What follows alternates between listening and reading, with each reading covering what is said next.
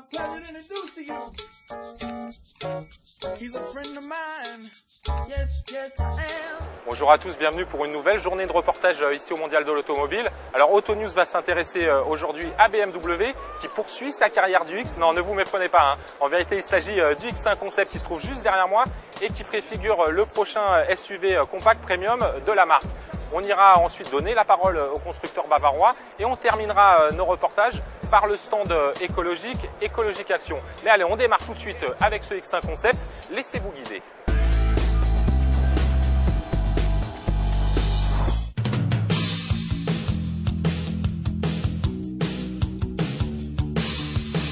BMW dévoile donc au mondial son X5 Concept. Mais de concept, il n'en a finalement que le nom, puisque c'est à quelques détails près la version définitive qui trône sur le stand de la marque à l'hélice.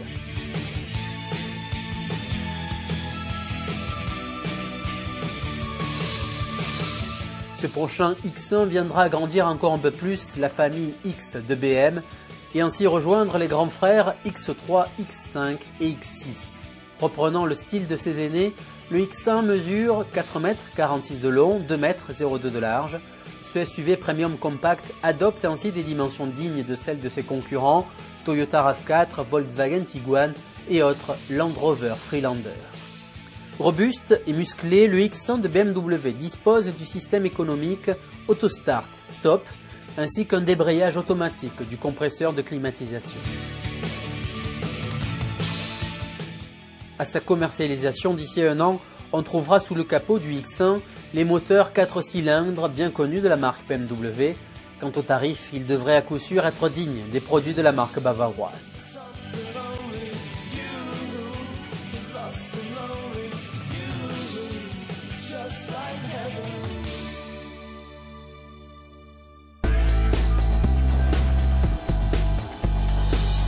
Voilà, retour sur le stand de BMW, je me trouve avec le président de BMW Group France, Nicolas Vertens, bonjour. Alors BMW présente ici le X5 Concept, mais on peut dire que c'est quasiment la version définitive de série, hein.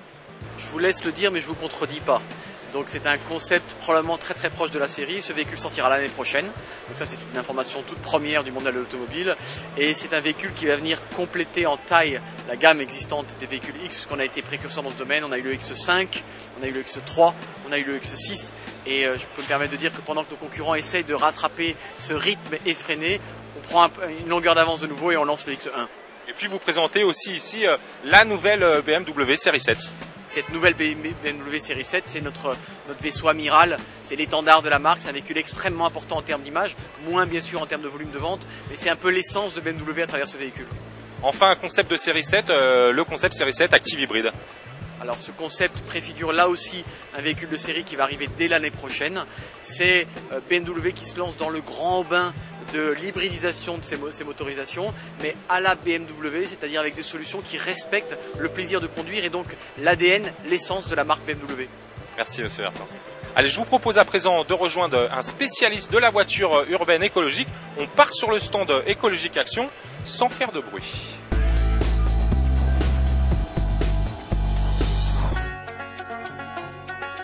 Le mondial de l'automobile, c'est aussi l'occasion pour des petites entreprises de mettre en avant leur savoir-faire, leurs compétences. Celle d'Écologique Action profite de la mouvance du contexte écologique actuel, roulez propre. Véhicule écologique, c'est un concept qui comprend les électriques, les GPL et les GNV. Ainsi, la société distribue des véhicules électriques au look pas franchement flatteur, il faut dire, comme cette Tiner. C'est un modèle qui est 100% électrique.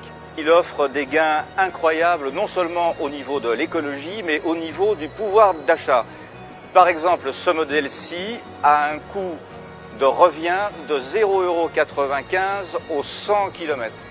Véhicule sans permis ou bien monospace électrique, Écologique Action pense ainsi à toutes les automobiles voulant rouler propre, mais aussi à ceux de plus en plus nombreux qui n'ont plus de point de permis.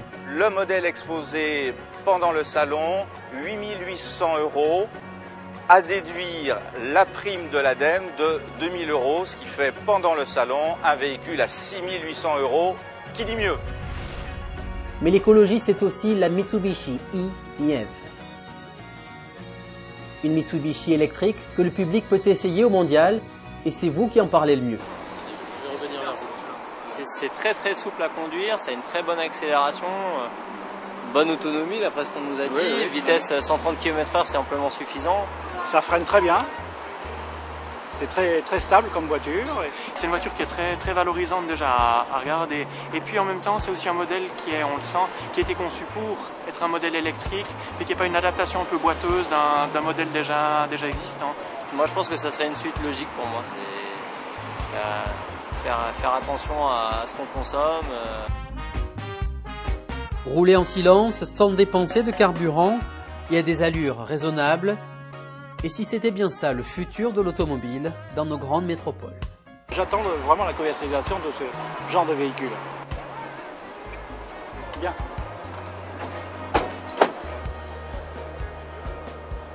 Voilà, c'est devant le splendide concept car Mazda Cura que nos reportages prennent fin pour aujourd'hui au Mondial de l'Automobile. Alors soyez fidèles demain, hein, ça va être une journée placée sous le signe du très grand luxe. On va notamment aller sur le stand Bentley.